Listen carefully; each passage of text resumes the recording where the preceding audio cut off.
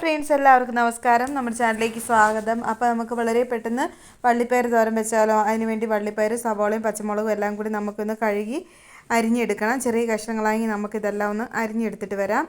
അപ്പോൾ ഞാനിവിടെ ഇതെല്ലാം അരിഞ്ഞെടുത്തിട്ടുണ്ട്. അതിൻ്റെ കൂടെ തന്നെ കുറച്ച് ഉപ്പും അതുപോലെ നമ്മുടെ കറിവേപ്പിലയും ചേർത്ത് വയ്ക്കാം. ഇനി നമുക്കതിലേക്ക് അരപ്പിന് വേണ്ടി ഒരു തേങ്ങ വേണം. അതിന് വേണ്ടി ഒരു 1/4 കപ്പ് തേങ്ങ, അതുപോലെ 1/2 ടീസ്പൂൺ മഞ്ഞൾപ്പൊടി, ഒരു പിഞ്ച് ചെറിയ ജീരകം, ഇതെല്ലാം മിക്സിയുടെ ജാറിലേക്ക് ചേർത്ത് കൊടുക്കാം.